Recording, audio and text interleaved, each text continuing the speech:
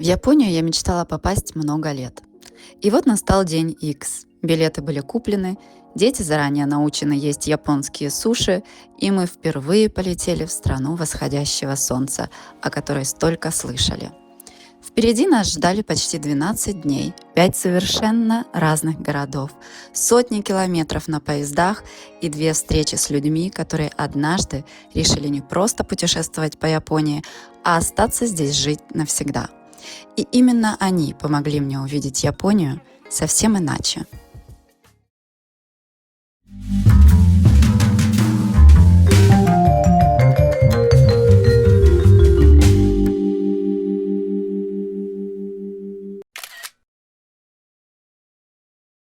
После долгого перелета через Хельсинки сил почти не осталось.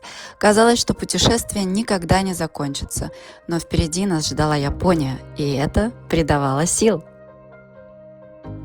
Приземлившись в Нагое, мы первым делом прошли паспортный контроль, отстояв довольно-таки длинную очередь. Потом обменяли деньги и, совершенно уставшие, зашли перекусить в первое попавшееся кафе прямо в аэропорту. Кажется, это был самый вкусный суп в моей жизни, самый вкусный рамен, потому что именно в тот момент он был мне так нужен. До отеля хотелось добраться поскорее, чтобы упасть в кровать. Но именно в тот вечер случилось первое знакомство с Японией, которое почему-то запомнилось мне больше всего. Вы будете смеяться. Это даже не небоскребы, это общественный туалет. Звучит смешно, но именно он произвел на меня неизгладимое впечатление. Идеальная чистота, подогреваемое сиденье, десятки непонятных кнопок. Если японцы так относятся к общественным туалетам, то что же еще ждет нас впереди? Второе, что поразило меня в тот вечер, это был транспорт. Поезда словно бесшумно скользили по рельсам, а до города мы добрались так быстро, что я даже не успела осознать, что мы уже в Японии. И еще меня приятно порадовали автоматы с напитками.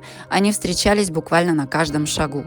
На станциях, на улицах, возле домов и в переулках. Я постоянно останавливалась, чтобы заглянуть внутрь. Помимо привычной воды и кофе, там были напитки, о существовании которых я даже не подозревала. Именно из таких, на первый взгляд, незначительных деталей постепенно складывалось мое первое впечатление о Японии. Стране, где все создано для удобства человека. После того, как мы добрались до отеля, мы моментально уснули. Настолько крепко, что на следующее утро благополучно проспали завтрак. Проснувшись почти в полдень, первым делом открыли окно и не могли налюбоваться. Под нами уже вовсю кипела жизнь большого японского города, а мы только начинали свой первый полноценный день в Японии. И мы отправились на поиски еды.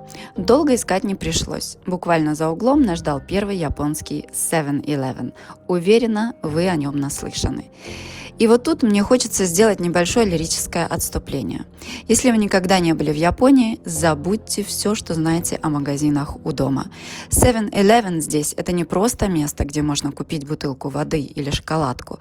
Это настоящий центр выживания. Работает он круглосуточно, а внутри, кажется, есть абсолютно все. Свежеприготовленные онигири, горячая курочка, сэндвичи, лапша, смузи, десерты, кофе, лекарства, косметика, средства гигиены и даже чистые рубашки, носки, зонты, зарядки, расчески. В какой-то момент мне показалось, что если хорошенько поискать, то там можно даже найти все. И что особенно удивило, это качество.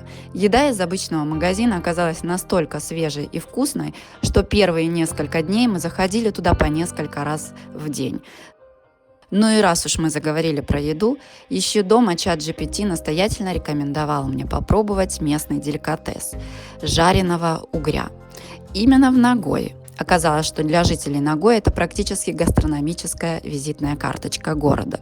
Долго искать не пришлось, и уже совсем скоро перед нами стоял поднос, сервированный в лучших японских традициях. Ароматный угорь, рис, фирменный соус и зеленый чай. Честно признаюсь, раньше я никогда не была поклонницей угря, но именно с этого обеда началось мое гастрономическое знакомство с Японией. И забегая вперед, это было только начало. Нагоя оказалась красивым, современным и очень живым городом. Здесь кипела обычная японская жизнь. Школьники дружными шеренгами выстраивались перед музеем, прохожие торопились по своим делам, а кто-то просто прилег отдохнуть прямо среди городского шума. Мы тоже начали знакомиться с городом. Все места перечислять не буду, не хочу. Это, пожалуй, было бы слишком скучно и долго. Отмечу только Нагойский замок с его прекрасными императорскими покоями, японским садом и чайным домиком. Но лично мой фаворит в Нагое – это Наритаке Гарден. И если будете в городе, я правда советую туда заглянуть. Норитаке – это знаменитый японский бренд фарфора, который появился именно в Нагое больше 100 лет назад. Сейчас на месте старой фабрики сделали красивое пространство с музеем, магазином, мастерскими и зеленой территорией для прогулки. Там можно увидеть, как создавался японский фарфор, рассмотреть старинные сервизы, заглянуть в магазин с невероятно красивой посудой и просто отдохнуть от городской суеты. Для меня это казалось одним из тех мест, где Япония раскрывается не через храмы или небоскребы, а через внимание к деталям, через чашку, тарелку, тонкий рисунок на фарфоре и то самое японское умение превращать обычные вещи в маленькое искусство.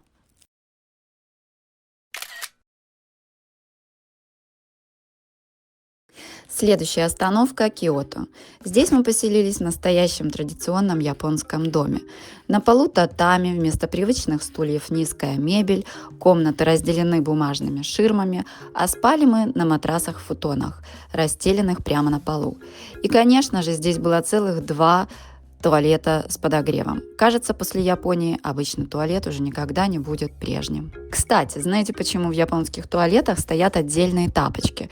Их надевают только внутри туалетной комнаты, а выходя обязательно оставляют там. Считается, что так в дом не попадает никакая нечистота. Простая, но очень логичная традиция. Киото. Это именно та Япония, которую мы представляем, когда слышим название страны. Старые деревянные дома, узкие улочки, храмы, фонарики, девушки в кимоно. Настоящая открытка. Но есть и обратная сторона. Огромное количество туристов, например. И для меня прогулки в такой толпе довольно быстро становятся утомительными. Район Гион и храм Кийомидзу-дера, безусловно, заслуживают внимания. Здесь действительно красиво, атмосферно и очень фотогенично. Но, признаюсь честно, я быстро оттуда сбежала. Гион известен как исторический район гейш, и если повезет, здесь действительно можно увидеть настоящую гейка или майка, которые спешат по своим делам. Правда, гораздо чаще встречаются туристы, арендовавшие кимоно для красивой фотосессии, и это тоже стало частью атмосферы современного Киото. Если будете здесь, приходите ближе к вечеру, когда зажигаются фонари, район становится совершенно волшебным. Обязательно загляните и на рынок Нисики. Это одно из лучших мест, чтобы познакомиться с японской кухней. Морепродукты, сладости, местные деликатесы и бесконечное количество необычных продуктов. Здесь же можно найти винтажные магазины с кимоно и попробовать знаменитого краба, что я и сделала. Без понятия, как это едят, но я думаю, руками.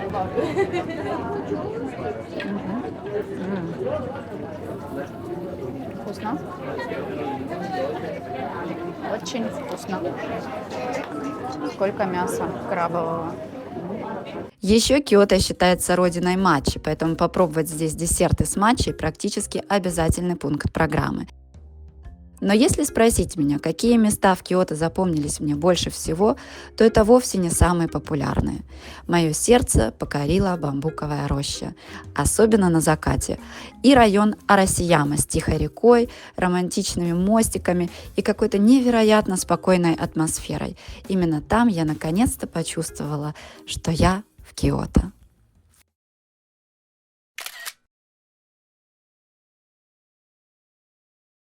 Когда едешь в новую страну, невольно смотришь на нее глазами туриста. Ты восхищаешься храмами, пробуешь местную еду, фотографируешь красивые улицы и увозишь с собой десятки ярких впечатлений. Но турист видит лишь маленький кусочек жизни. Мне всегда было интересно совсем другое. Какая Япония, когда заканчивается отпуск? Какая она для людей, которые однажды решили остаться здесь навсегда? Что заставило их переехать? Оправдались ли их ожидания? И считают ли они Японию своим домом спустя годы? Я поняла, что обязательно хочу найти людей, которые смогут показать мне Японию с другой стороны. Поэтому в Осаку я ехала не из-за достопримечательностей, а чтобы встретиться с Марией.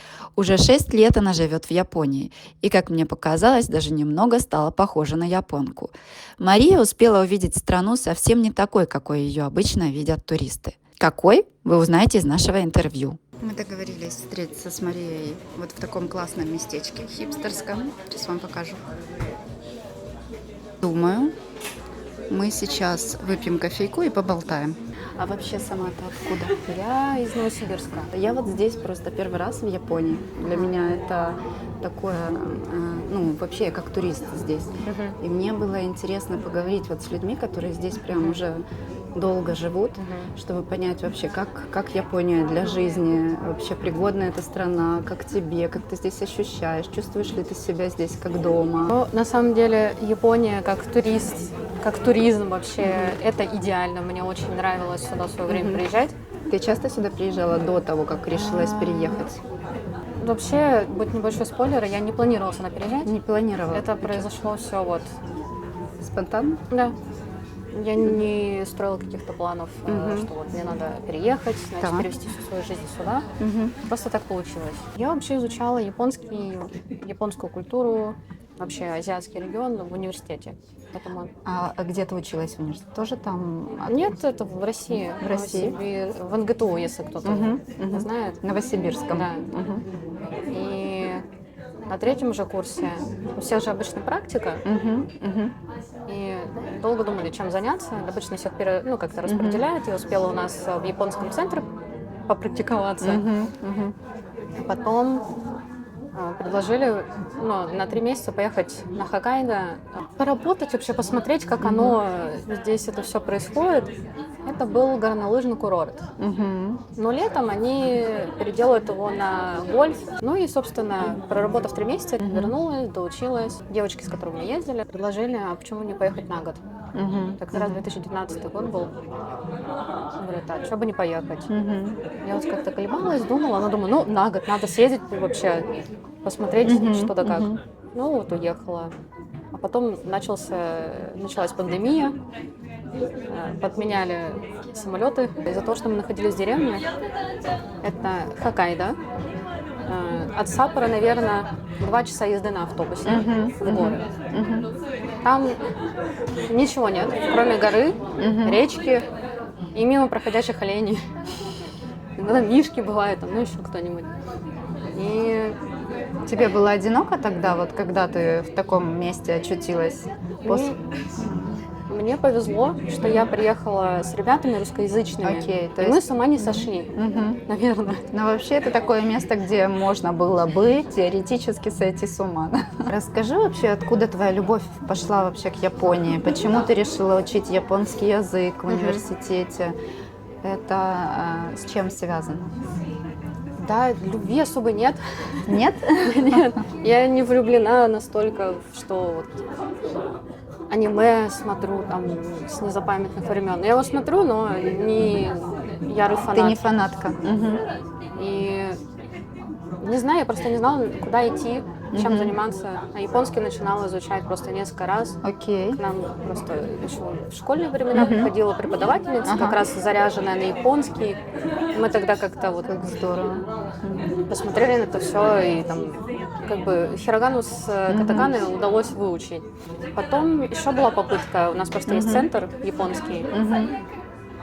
И думала туда пойти. А потом уже, когда вопрос встал, куда мне поступать, выбор пал на как раз МГТУ, несколько направлений. Японский как-то он мне, наверное, более приятный уху был. А ты уже чисто говоришь на японском, Нет. да? А на каком уровне приблизительно? Да на всех языках говорю плохо. Да. Это как раз то чувство, когда на всех языках уже все... И на русском хорошо не говоришь, и на английском вроде, и на японском. И, в общем, такая мешанина получается. что где-то иногда мозг подвисает. Я и с русскоговорящими ребятами также общаюсь. То есть вот не можешь вспомнить слово, скажешь на японском, тебя поймут. Или на английском, например. Окей. А ты общаешься больше с японцами или с русскоязычными здесь? Вообще много русскоязычного. Русскоязычного именно, да. общения. То есть я себя окружила русскоговорящими ребятами, но дома в основном на японском. Ты замужем за Да, японцем? да. Крина мне суд. はい。フルーツフロマージュとはい。アイスラテです。はい。ですありがとうございます。ありがとうございます。 Кофе неплохое. Я еще не... Да? Здесь... Ой, я прям страдаю. Кофе у нас есть... Мы живем сейчас в доме в таком старом, в Киото. И там тоже нужно сидеть на полу, то есть там нет нормальных стульев. И я немножко от этого, конечно, страдаю, потому что я не могу сидеть в позе лотоса. Ну, как бы я могу, но это для меня спорт. Есть Да. такое. Я на Хоккайдо 2 года просидела на полу. У нас просто... Ты уже привыкла к этому? Вот ты сколько лет уже здесь? 6? 6-й год пошел. 6-й год. Ты уже чувствуешь себя как дома? Уже привыкла ко всему? Нет, да? Ты все равно чувствуешь себя иностранкой в другой стране, да? Ну, я иностранка, да, я знаю, что как бы мы параллельны. У нас иногда наши вселенные соприкасаются, но мы идем вот параллельно. Я что-то не понимаю, что-то с другой стороны не понимает, и я просто принимаю правила игры. Я знала, куда я еду. И я изучала язык, я изучала культуру. Ну, для меня все равно многие вещи непонятны, но как бы я знаю, что это вот так и должно быть. А какие, например, вещи тебе до сих пор непонятны? Ну, Вот наверное, к чему ты до сих пор не можешь привыкнуть? правила без какого-то, наверное, бэкграунда. Ну, то есть нельзя так делать, потому что так нельзя делать. Что этому способствовало? Почему так нельзя делать? Или вот коллективное совещание какие-то. Вот. Если я могу что-то подумать и пойти сама делать. Нет, здесь они, значит, соберут коллизиум и будут обсуждать, а что лучше сделать. Как такой, как совет семейный, что Ну, ли? не семейно, а вот просто соберут группку и будут обсуждать, как лучше поступить. То есть у меня просто уже, так как я из России, надо вот быстро-быстро думать, на что-то переключаться, искать какие-то пути, я не знаю. А здесь именно надо все обсудить. Ну вот просто по-другому мыслят. А ты говоришь, я привыкла уже кланяться здесь. А что нужно? Расскажи, что еще здесь нужно? К чему еще пришлось привыкать? Да, это просто привычка, что, там, не знаю, машина пропустила, поклонился там. Да? Нужно Там нужно сказала сделать. спасибо. Ну, это уже вот обычное. Если у нас автомобилист вот так руку поднимает или как-то вот тоже они там головой как-то кланяются, то здесь просто вот, это уже, правда, в обиход приходит. А скажи, у тебя есть японские подруги? У нас с японцами различается Менталитет? менталитет. Ну, это понятно. У нас различается понятие о дружбе. А, да? Да. А в чем? Ну вот, например, у мужа очень много друзей, а в моем понимании у него очень много знакомых. То есть они общаются там раз в полгода. Там, окей. могут с днем рождения поздравить спустя тоже там несколько месяцев. Или еще иногда встретиться. В моем понимании это просто знакомый. Ну да. Вот ты приехала сюда, уже все, ты жить, да? Ты представляешь себе здесь состариться вот в этой стране? Или это ты рассматриваешь как временный этап, не как долгосрочную эмиграцию? Да я не знаю, куда жизнь занесет, туда и буду, Да? путь по течению. Меня же сюда занесла жизнь, значит, если занесет еще в другое место, значит, и ты вот и ты. После интервью мы с Марией прогулялись по Осаке, прокатились на колесе обозрения и даже заглянули в торговый центр.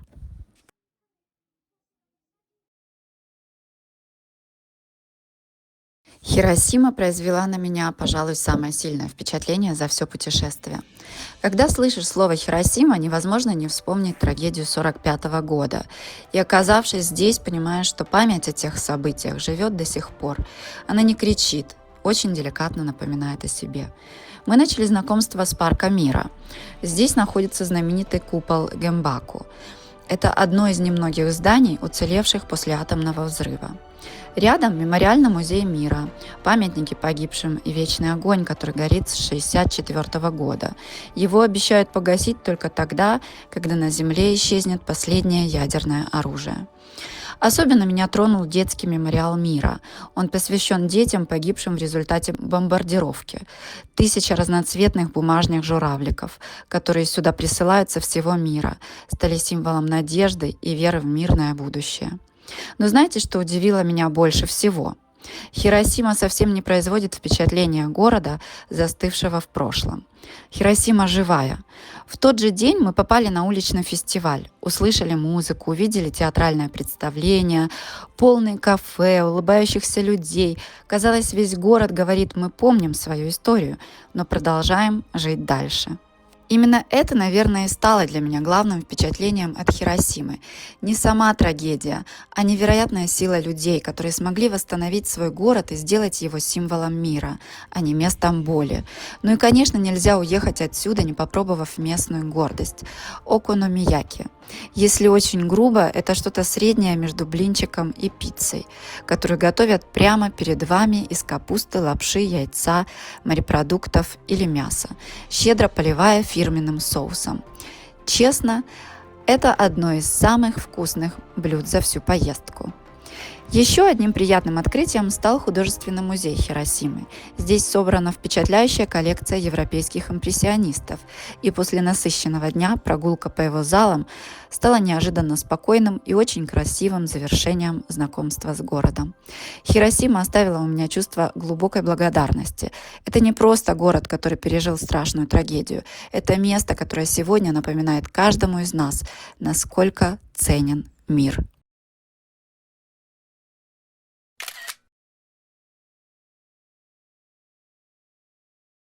Возвращаясь из Хиросимы, мы наконец увидели ее, Фудзи, всего на несколько минут прямо из окна поезда.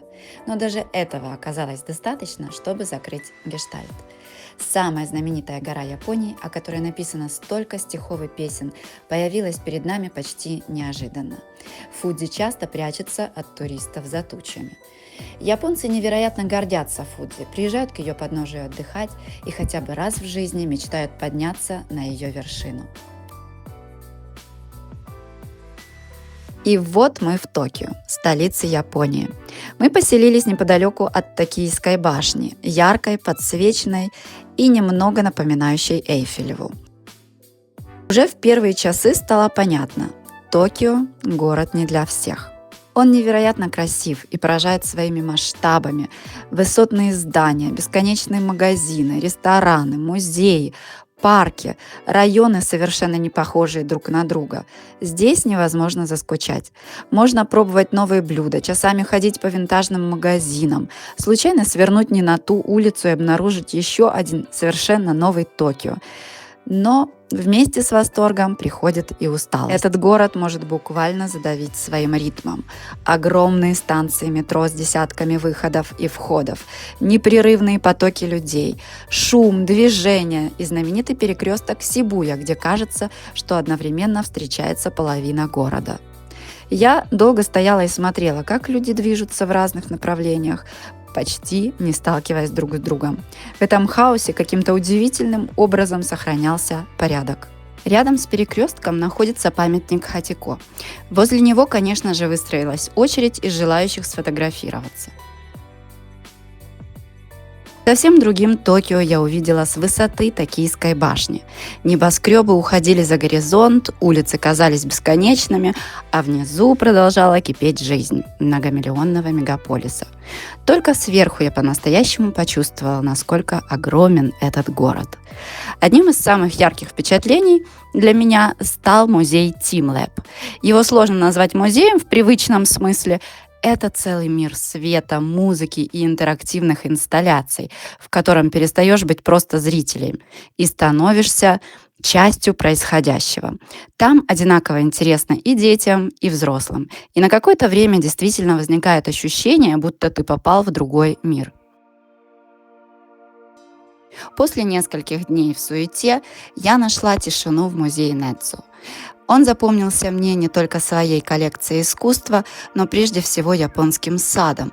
Каменные дорожки, пруд с карпами кои, чайный домик, зелень и почти полная тишина. Трудно поверить, что всего в нескольких минутах отсюда продолжается шумный и стремительный Токио. Наверное, именно в этом и заключается его особенность. Он может быть громким, ярким, быстрым, немного утомительным, но стоит немного отойти от главных улиц, и город неожиданно открывается с совершенно другой стороны. В Токио я встретилась с Марком, который переехал сюда 2 года назад. После разговора с Марией в Осаке мне было интересно услышать еще одну историю и сравнить, как меняется восприятие Японии спустя 2 года и спустя 6 лет жизни здесь. Путешествуя как турист, ты замечаешь красоту, удобства и необычные детали, но разговоры с людьми, которые выбрали Японию своим домом, помогают увидеть гораздо больше, не только страну мечты, но и обычную повседневную жизнь со своими сложностями, привычками и компромиссами. Это Марк. Марк Привет, любезно привет. согласился встретиться со мной и дать мини-интервью. Скажи, пожалуйста, как давно ты в Японии? Уже вот скоро 2 года будет. Навсегда прилетел? Ой, такие сложные вопросы сразу навсегда. Не знаю, посмотрим. Но по ощущениям. Сложно. Хотелось бы здесь жить. Хотелось Да? бы остаться. да. Остаться навсегда? Да. Есть чем сравнить. Кругосветное путешествие уже совершил, Позади? можно сказать. Да. Так, Так расскажи, что пожалуйста. Родился я в Армении в 92 году. С семьей переехали в Украину. Так, Прожил до 2022 года. Началась война. Переехал сначала в Европу. Там пробыл где-то месяц. а в И Европу куда? В Германию. Я Да. тоже с Получил Германии. там документы получил. Ну, украинским беженцам давали там на 1,5 года или что на 2 года Я давали. поняла. Вот его получил за пару недель и понял, что я в Германии жить не буду. Я до этого и был в Германии, и в целом в Европе. Я не фанат. Особенно Не фанат? современной Европы. Нет, не фанат. Вот как даже сравнить с Японией, даже уже могу сравнить.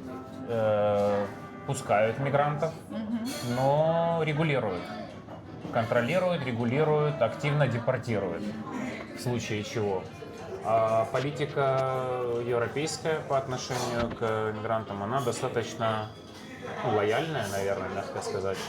То есть многое позволено, и поэтому не сильно комфортно жить становится. И да, решил попробовать США.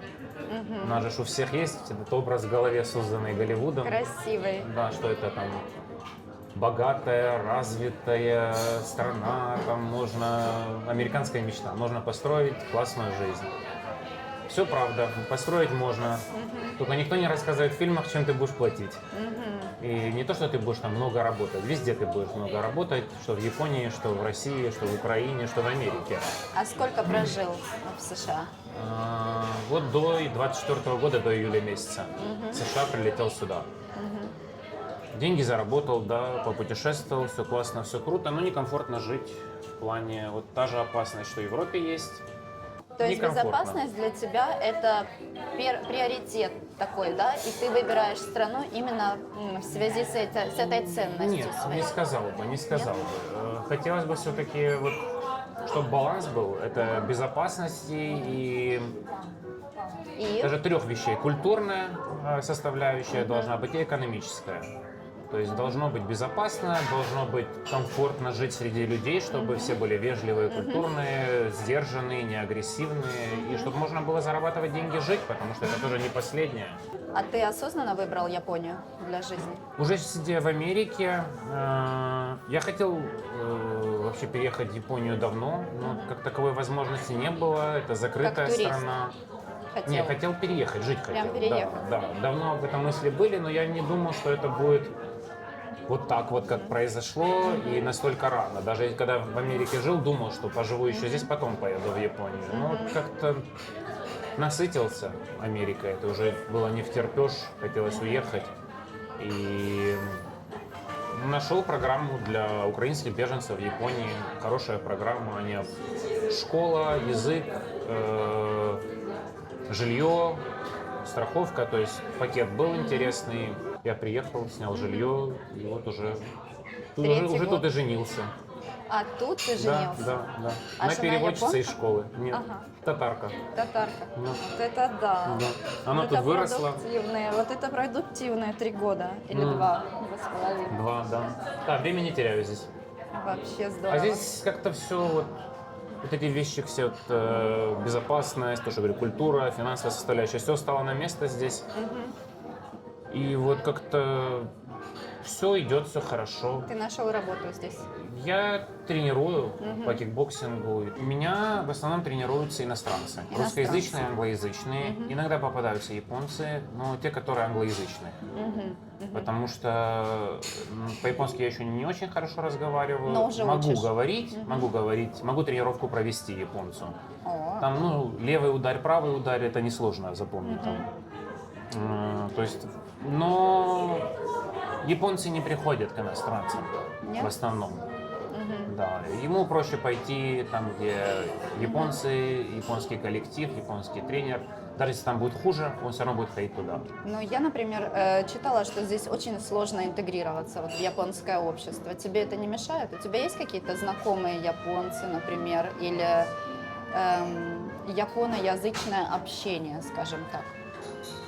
Когда я ходил в зал Окружение. боксерский, кикбоксинга здесь, то есть я общался с японцами первое время. Вот в школу ходил, коренными. да, пытался подружиться там и все остальное. Потом понял, что не то, что они не принимают, они не знают как общаться с иностранцами. Нас тут очень мало, они очень закрытые с культурной точки зрения всегда были, и им некомфортно, они не знают, они стеснительные очень, то есть они боятся сказать не то, сделать не то, они не понимают, как мы думаем, и поэтому они стараются держаться подальше, чтобы не выглядеть глупыми, не поступить как-то неправильно.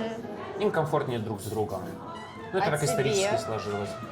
Да не со всеми комфортно. Но тебе это окей, что вот они такие закрытые, такая закрытая нация? Ты мог бы себе представить вот здесь жить?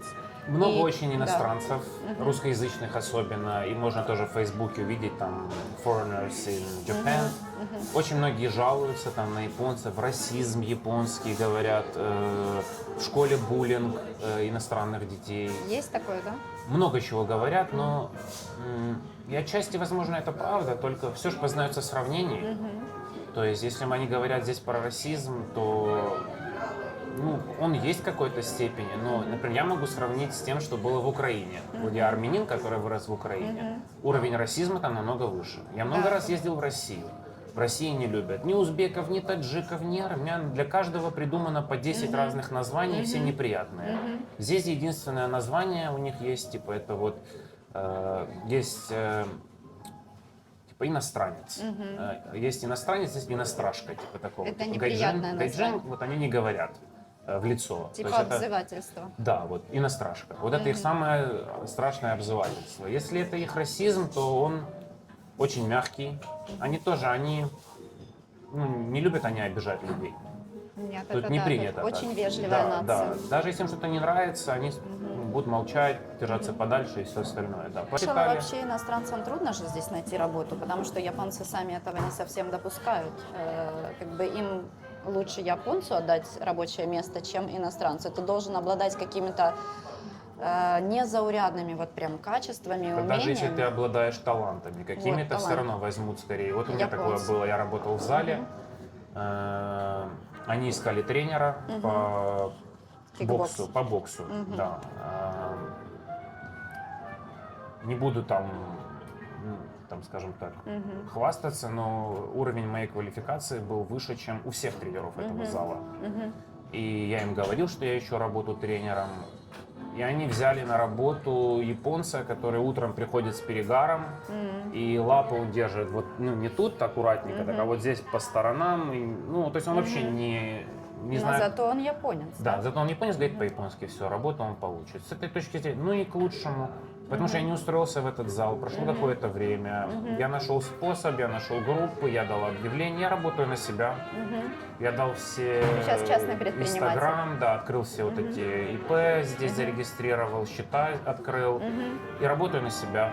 Супер. И мне такое лучше так, поэтому Тебя это устраивает? спасибо им, что не взяли меня на работу, да, к себе в зал, потому что тоже, даже если тебя возьмут на работу, Культура здесь в компаниях очень строгая, и много таких моментов, там вот надо, если тебя вечером приглашает начальник выпить, ты должен с ним идти, даже если ты не хочешь, ты сидишь и пьешь. Да, это да. И на работе тоже какой-то определенный буллинг есть, то есть если начальник, он Он может, прав, он всегда прав. он будет тебя, да, тут все равно кастовая система, это остались там самураи, там, которые рубят там этих крестьян. Остались? Ну, я говорю, имею в виду по отношению, типа вот, окей. да. Что он будет из какого-то древнего самурайского рода, а ты там из рыбацкого рода. И у него, хоть и уже отменили, нету никаких там, ну, император есть, но нет вот этого всего. То есть, все равно современное общество, но он все равно себя будет вести как вот потомок самурая, окей. а ты там рыбак, иди рыбу ловить, типа такого. Есть такие вещи, но зависит от того, как люди к этому относятся. А у тебя здесь вообще, ты говоришь, мало иммигрантов, но есть уже какое-то сообщество? Токио, например, огромнейший город. Ну, как сказать, мало. Мало в процентном соотношении. Да, 2-3%, да, из которых 1% это китайцы, а 2% это уже все остальные. Окей. Но если мы берем Токио, это там с агломерацией 38 миллионов людей. Даже возьмем 2% от 38 миллионов, у нас там получится. Много. Да, много. Поэтому нету дефицита в иностранцах, в общении с иностранцами. То есть Есть здесь какое-то русскоязычное сообщество? есть русскоязычные. Вот я как армянин даже нашел уже армяноязычное. Тут 100 Серьезно? армян есть. Да. 100 всего? Да, да. В Токио. Есть диаспоры, можно англоязычную найти. Все друг за друга держатся. Уже был в японском онсен? Я просто вижу Да, твои да. татуировки, и у меня... Кстати, я еще и вегетарианец, и вот один товарищ у меня сказал, ты, говорит, в Японию приехал, говорит, неправильно. Говорит, тут да. ни с татуировками не рады, ни вегетарианской еды особо нет. Ты адаптируешься ко всему. Есть онсены, которые специально для татуированных людей. А, да? Да, есть, ходил? Да, ходил. У меня прямо рядом с домом, 3 километра от дома такой есть, да. Правда, это онсен для преступников, ну, вот этих якудз. Но я вам скажу, даже преступники здесь культурные, хорошие люди, они мне там, я прихожу, они начинают мне там вопросы задавать, как я, откуда я, что Да? я, есть ли у меня работа, нужна ли мне помощь, там, и все такие. Я понимаю, какую они мне работу хотят предложить и какую помощь, но тем не менее, все равно. Достаточно приятные люди были. А что касаемо еды, чем ты здесь питаешься вообще? Потому что, ну... Очень качественная, сложновато. хорошая еда здесь, кстати, на удивление. У них строгое законодательство по качеству продуктов, и это ощущается. То есть я всю жизнь занимаюсь спортом, я слежу за своим питанием. И вот опять же в США продукты, которые я покупал в магазине, оставляли желать лучшего, реально. Здесь очень высокое качество, и я скажу, недорого на самом деле, тоже все жалуются, дорого, недорого, неправда. Я дома готовлю, и все нормально. Что я готовлю в основном? Это овощи, фрукты, рис, тофу, соевое мясо. А если куда-то выходишь, тут достаточно ресторанов для Надо знать вегетарианцев? места, но есть. Да. Есть. А помнишь, что тебя больше всего впечатлило, когда ты первый раз приехал в Японию? Вот меня, Что например, пылесосят улицы. пылесосят улицы. Да, меня это тоже впечатлило. Чистота, да, порядок. Удивило то, что, например, работу, которую может делать один человек, у них делает 3 человека.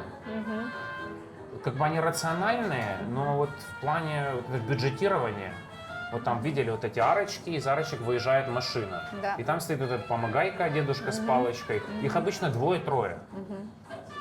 У нас вообще То никто не есть стоит. неэффективно, да? Да, а тут 3 человека. 3 человекам зарплату платить. Не проще там оставить одного, пусть он работает. Зачем там 3 человека? То же самое в зале бокса. Я захожу в зал бокса размером как этот Starbucks. Небольшой, в принципе. Для того. Стоит 5 тренеров. Они не тренируют, там нет групповых занятий, просто индивидуальных. Они стоят. У них есть там причина, почему они так делают. Они считают, что работать обязательно. Это у них конституционный долг, кстати, работать, платить налоги и образование получать. И поэтому они создают такое количество рабочих мест, чтобы все могли устроиться на работу, чтобы никто не тунеядствовал. Тут можно же сидеть у государства на шее. Да, не работаешь, приходишь, заполняешь Но там это нужно бумаги. очень-очень сложно. Я просто читала книжку, и там написано, что прям это, ну, Очень легко. нужно Приходишь, доказать. говоришь, нога болит. ходить не могу, спина болит, Мгм. не могу работать. У меня депрессия, все что угодно Да? придумываешь, да. Они там тебя отправят там на биржу труда, ты приходишь туда, говоришь, ничего не нашел, ничего не понравилось, ничего не подошло, и получишь свое социальное жилье, какие-то там 600, там, $700 в месяц, на которые ты будешь жить. В принципе, такое здесь есть. Мгм. Поэтому им проще создать типа вот второе рабочее место, которое не нужно, но пусть человек работает, чем просто так ему платить тут социал. Да. Ты в Украине прожил, получается, сколько лет? С 92 по 2022. 30 лет. 30 лет ты прожил в Украине. И чего тебе здесь больше всего не хватает? Вот. Нет Ничего? такого, нет. Нет? Кто-то скажет, там, друзья, родные. С семьей я вижусь раз в год. То мы Они в Армении приезжают встретимся, в то они сюда приезжали, вот Мгм. недавно буквально. То есть раз в год видеться с семьей мне достаточно. Многие меня поймут, то есть можно любить очень своих там, родителей, близких, но проводишь с ними больше 2 недель, и вы хотите друг друга поубивать. Здесь страна для людей, потому что люди требуют. У нас вот можно на людей плюнуть, они там хорошо, а здесь попробуй. Но Японцы. люди соблюдают здесь все правила, то есть они живут по правилам, они вежливые, они становятся в В очереди. своем большинстве, они, да. Да, они вот прям, не знаю, они не нарушают. У нас культура, где мы нарушаем правила. Тут нет такого, они живут. Как Но даже сказать. как правило существует для того, чтобы их нарушать. Да, это прям наше. Ты СНГ японцу такое культура. скажи. Мгм, Ну вот у них как есть. Они соблюдают правила, мгм. он доживают до преклонного возраста, начинают их нарушать. Что уже понимают, где можно нарушить. Да, то есть ну, пожилые люди чуть им больше разрешается. Попутешествовать удалось? Да, был Внутри уже, страны. Да, был Киото, Нара, Осака. Тут недалеко, рядом с Фуджи, есть Кавагучико. И был еще в Фукуоке. Хоккайдо еще не был? Токио для меня стал самым противоречивым городом этой поездки. Он восхищал и одновременно утомлял. Хотелось смотреть на него бесконечно, и в то же время иногда хотелось просто спрятаться от него в тихом саду. И, наверное, именно поэтому он запомнился мне так сильно. Пока я путешествовала, я все время размышляла о том, смогла бы я здесь жить или нет. За эти 12 дней Япония меня покорила. Это невероятно чистая, безопасная, спокойная и удивительно организованная страна.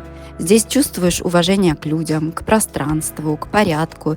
Именно поэтому сюда хочется возвращаться снова и снова. Но жить здесь постоянно я, пожалуй, не смогла бы. Наверное, я не готова к культуре бесконечной работы, к жизни по строгим правилам и к ощущению, что сколько бы лет ты не прожил в Японии, стать своим здесь очень непросто. Разговоры с Марией и Марком лишь подтвердили мои мысли. Для многих иностранцев Япония становится домом, но полностью своим они чувствуют себя далеко не всегда. И знаете, что я неожиданно поняла во время этой поездки? Мне очень хорошо дома. Я люблю свою спокойную, немного интровертную и местами даже серую Германию. Именно там сегодня моя жизнь. Там мои друзья, мои привычки и ощущение дома. Но Япония навсегда останется для меня страной, в которую хочется возвращаться. Не чтобы жить, а чтобы снова удивляться.